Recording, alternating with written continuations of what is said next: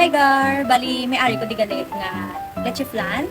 Ayan, ang isa gani may bawas na. Tapos, ari ang isa.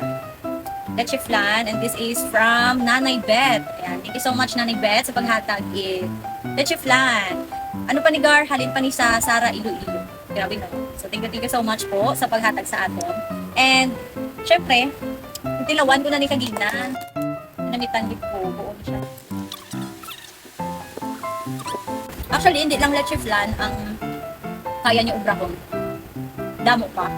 Kag, wala lang ko kabalo, ang tagpila ang baligya niya sa isa ka amuning, sa isa ka tab.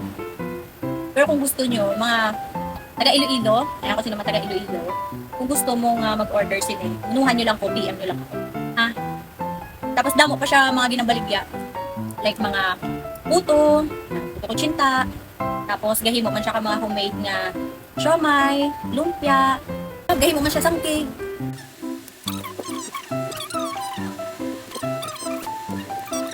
Nang siya palutuon, shout out si Mona Nanay Beth.